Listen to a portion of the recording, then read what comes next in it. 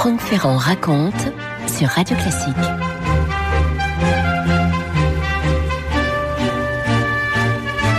Nous sommes le 3 mars 1875 et ce soir-là, l'opéra comique est plein à craquer. Ça va être la première d'un opéra comique dont on parle beaucoup, la première d'une œuvre en 4 actes, Carmen. Jamais ce lieu n'avait encore été le théâtre d'une histoire qui évoque aussi crûment la passion, la violence, une histoire qui se termine très mal.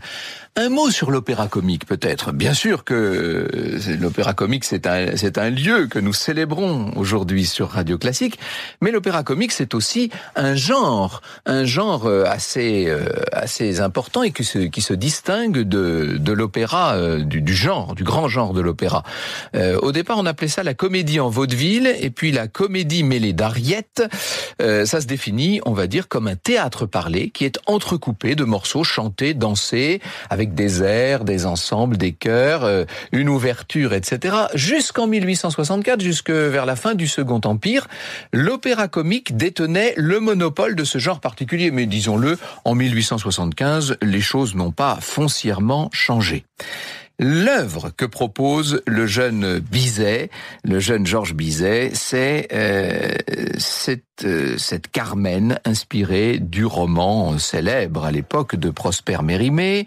Comme chez Mérimée, l'action se situe au début du 19e siècle, à Séville et dans les environs de Séville. Et comme chez Mérimée, l'œuvre a mis du temps à être conçue. C'est le moins qu'on puisse dire. Alain Duhaut, dans son dictionnaire amoureux de l'opéra, nous dit « Georges Bizet a beaucoup détruit, perdu son temps sur des projets inaboutis, beaucoup hésité et guère cru en lui. C'est sans doute là que gît l'un des paradoxes de ce compositeur qui a donné à tant de mélomanes l'envie d'aller en Espagne, lui qui n'y a jamais mis les pieds. » En 4 chapitres, Carmen de Mérimée est à la fois un roman court et une longue nouvelle, si vous voulez. C'est un roman qui n'a pas eu un succès phénoménal. Il est paru pour la première fois dans la Revue des Deux Mondes, c'était en 1845, et puis ensuite il a donc été publié en volume, mais on peut pas dire que les gens se soient précipités dans les librairies pour se l'arracher. D'après des lettres envoyées par Mérimée à son amie la comtesse de Montiro, cette comtesse de Théba, cette comtesse de Montiro, c'est la mère de la future impératrice Eugénie, bien entendu. Mérimée a commencé à réunir des éléments pour Carmen dès 1830. Il a fait un premier voyage en Espagne d'où il devait envoyer à la Revue de Paris les lettres d'Espagne. Et dans ces lettres, il dit qu'il a rencontré une femme qui ressemble à Carmen, Madame Gérard Douville. Dans la préface qu'elle donnera à cette réédition de Carmen qui date de 1927, nous dit: l'Espagne le distrait, il a 27 ans, il envoie de là-bas des lettres sur ce pays à la Revue de Paris, qui publie ses souvenirs de voyage pleins de couleurs, de tenues et de réflexions. Mais il a bien autre chose en tête et au cœur. Mérimée rêve. Il rêve à ses amours finis, à l'inconstante qu'il n'oublie pas et voudrait oublier. Or, des cendres jetées sur le souvenir étincelant, la flamme sournoise rampe, s'élève, s'épanouit, danse, c'est déjà Carmen. Il fréquente les gitanes, les muletiers, les danseuses. Il observe de près les célèbres et triomphantes filles qui, dans les bouges des faubourgs, au grincement ventru des guitares, au claquement mortuaire des castagnettes, au bruit des mains frappant le rythme vivant, entraînent dans les mouvements de leur danse et le délire de leur corps toutes les convoitises. Il va retourner en Espagne, Mérimée, en 1840, mais ce n'est donc qu'en 45 qu'il écrit, en seulement 8 jours qu'il écrit Carmen. Et il écrit d'ailleurs le 16 mai 45, « Je viens de passer 8 jours enfermé à écrire.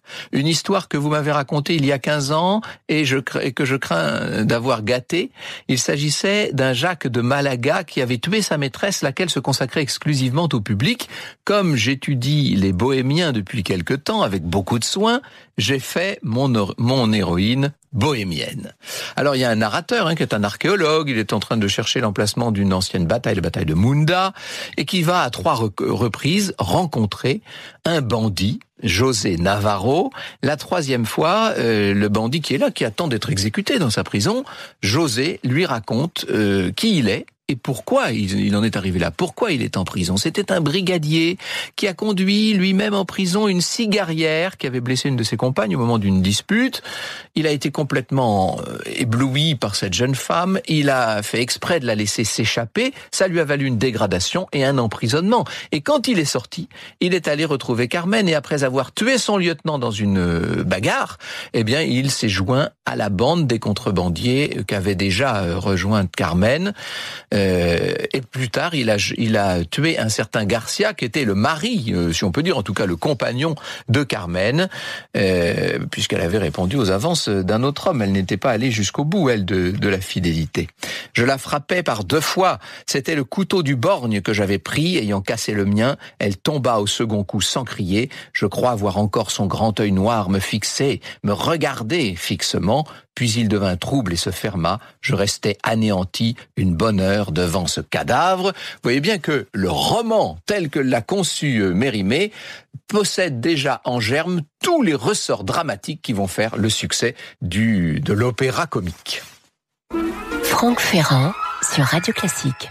Quand je dis comique, encore une fois, vous comprenez bien que ça n'a rien à voir avec quelque chose de drôle ou d'amusant. Comique, ça signifie, quand on dit opéra comique, ça signifie simplement que c'est une pièce de théâtre parlée qui va être entrecoupée de morceaux. Et par la suite seulement, un compositeur qui s'appelle Ernest Guiraud va remplacer les passages originaux qui étaient parlés par des récitatifs, ce qui va transformer l'opéra comique d'origine en opéra au sens plus classique du terme. Alors, si Bizet choisit ce sujet, c'est parce qu'à l'époque, en 1875, on est encore dans l'espagnolade, comme on dit. L'Espagne est très à la mode. L'impératrice Eugénie l'a mise à la mode sous le Second Empire, mais l'Empire est tombé et néanmoins on continue à aimer l'Espagne. Pensez aux toiles de Manet, par exemple.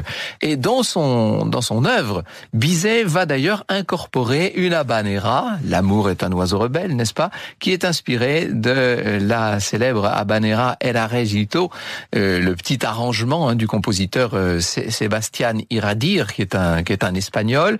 Il y aura aussi une seguedí, qui est une danse andalouse, etc. L'un des patrons de l'opéra comique s'appelle Adolphe de Leven, et quand il apprend tout ça, quand il voit ce qu'on est en train de lui présenter pour l'opéra comique, il voit rouge.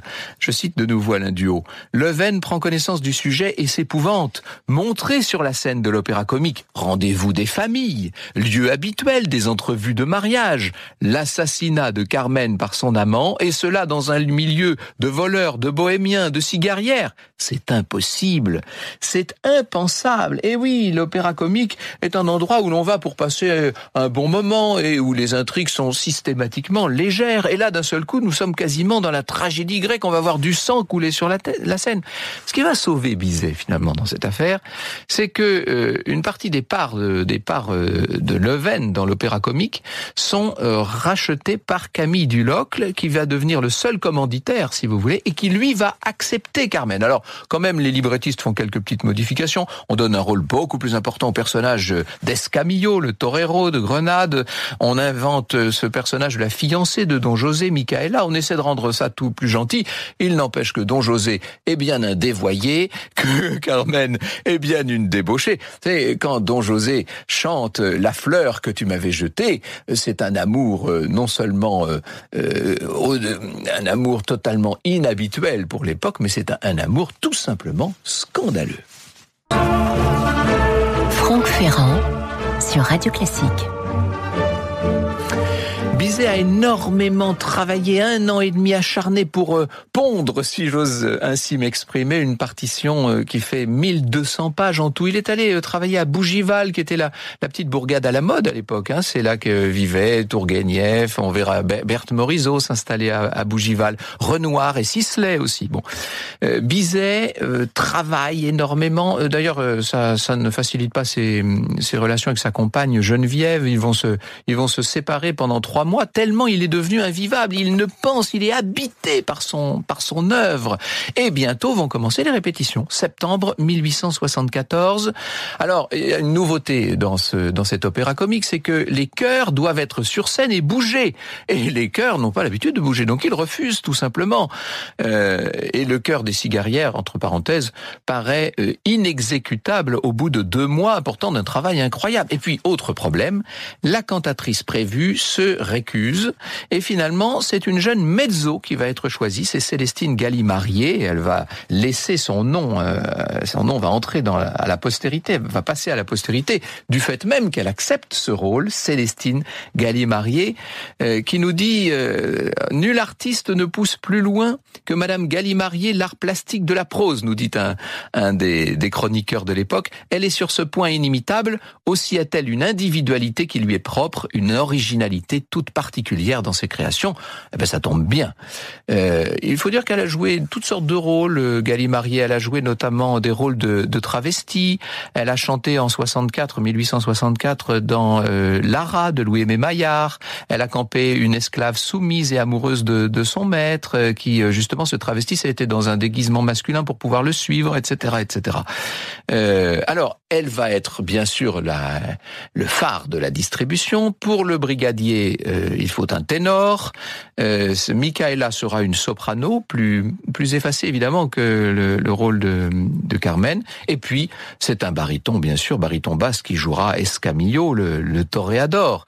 Bizet va travailler considérablement, mais aidé, appuyé, constamment soutenu par le fameux patron de l'opéra comique dont je vous parlais tout à l'heure, Camille Dulocle, qui participe à la mise en scène. On fait appel à Édouard de Taille, qui grand peintre, vous savez, de bataille notamment, qui va dessiner les décors. On peut dire que d'une façon générale, l'œuvre qui est en train de naître est quelque chose de très nouveau. On n'a jamais vu des décors aussi pittoresques, on n'a jamais vu des costumes aussi bariolés, une musique avec des accords totalement inattendus, un mélange de musique aussi. Nous avons la musique française, la musique allemande, la musique italienne et accessoirement la musique russe, disait Bizet, la musique hongroise, la musique polonaise, sans compter la musique arabe, la musique japonaise, la musique tunisienne, très en faveur, toutes les 3 depuis l'ouverture de l'exposition universelle. Il parlait de l'expo de 1855. Eh bien, dans Carmen, on va trouver de tout. Et on va trouver de tout installé, si je puis dire, adapté dans des chœurs, des duos, un quintet, un duo pour flûte et harpe, un sextuor, un trio. Enfin, il y a tout est possible. On a même des accords arabes et chinois. Les musiques latines tiennent une place importante. Je vous l'ai dit, il y a cette habanera, bien entendu, il y a cette seguedi. Et puis, un orchestre qui est composé d'une façon inattendue pour un orchestre d'opéra. 12 violons et 10 petits, 8 altos, 6 violoncelles, 4 contrebasses, 2 flûtes, un piccolo, 2 hautbois, un cor anglais, 2 clarinettes, 2 bassons, 4 cordes, 2 trompettes, 3 trombones, la harpe donc, des timbales, des percussions à profusion. Bref, quelque chose d'inattendu, une sorte d'ovni musical qui va fondre sur le public en ce 3 mars 1875, avec, je vous le dis, des harmonies très nouvelles, comme en témoigne le célèbre thème de la mort au 4e et dernier acte. Alors, pour Bizet, vous imaginez, le grand jour est arrivé, ce 3 mars 75. D'ailleurs, pour lui, la journée a bien commencé, puisque le matin, on lui a remis la Légion d'honneur. Et puis, le soir, à l'Opéra Comique, donc à la salle Févard, ça va être la première. Le patron, le directeur, est un peu inquiet. Il a prédit un échec. Il dit que cette musique paraît cochin chinoise et totalement incompréhensible. Bizet est lui aussi très inquiet. Il souffre d'une angine terrible. Il y a souvent des maux de gorge, et d'ailleurs ça va avoir des conséquences fatales, cette affaire. Et il retombe malade, comme à chaque fois qu'il est très stressé. Et faut vous dire que dans la salle, il n'y a pas seulement le tout Paris. Les gens se sont pressés pour assister à cette œuvre qui promettait beaucoup. Il y a là les grands compositeurs du temps. Offenbach, Gounod, Massenet, Daudet, Dumas fils, tous sont là.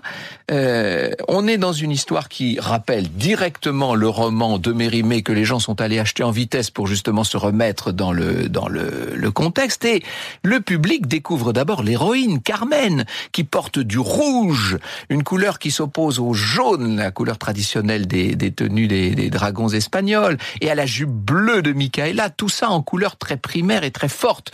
Au milieu du tableau de la Posada, nous dit Hervé Lacombe, Gali mariée est vêtue d'un corsage de gaze algérienne blanche lamée d'or, une ceinture d'or, une écharpe de soie blanche rayée de rouge, lamée et frangée d'or, nouée à la taille, une jupe courte de satin jaune brodée entièrement sur le devant de fleurs à couleur vive, des bas chers, des mules mordorées, un collier, des boucles d'oreilles et des bracelets en gros sequins, un peigne d'or et une rose rouge dans les cheveux achèvent ce magnifique portrait.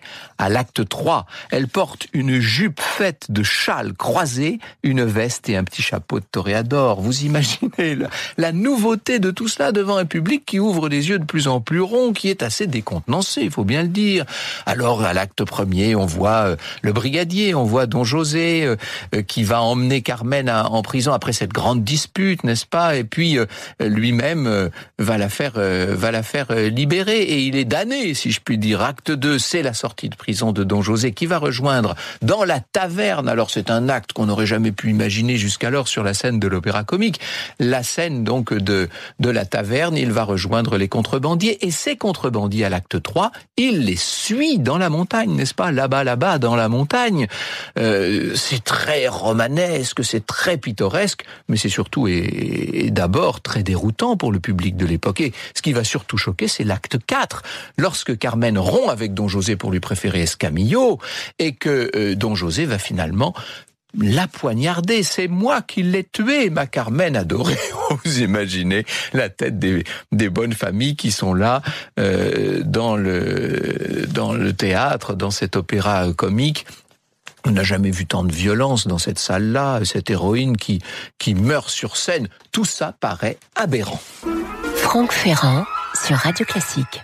Et vous pouvez faire confiance à la critique pour se déchaîner le lendemain. Une fois que l'on s'est engagé dans l'égout social, dit un journaliste, on est forcé de descendre encore, c'est toujours plus bas qu'on choisit ses modèles.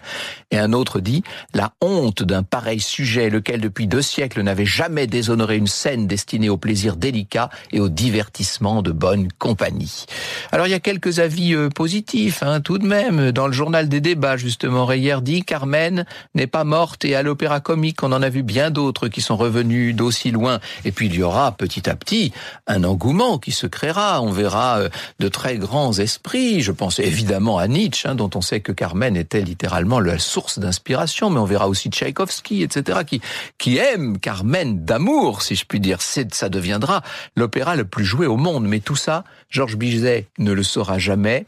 Et il s'est acharné, il a beaucoup misé, lui, sur cet opéra. Et ce qu'il voit, lui qui est surmené, complètement fatigué, épuisé, ce qu'il voit, c'est que la pièce, l'opéra comique, va sortir très vite de scène. Il est allé se réfugier à Bougival pour essayer de se remettre un peu, mais en fait, il est pris de rhumatisme violent, il va faire une crise cardiaque, un médecin arrive qu'il soigne, mais il mourra dans la nuit du 2 au 3 juin. Vous voyez, donc très peu de temps après la première de Carmen, il avait à ce moment-là 36 ans. Ève Ruggieri vous racontera tout à l'heure la vie si brève et si fulgurante de ce génie, Georges Bizet. Franck Ferrand sur Radio Classique. Alors,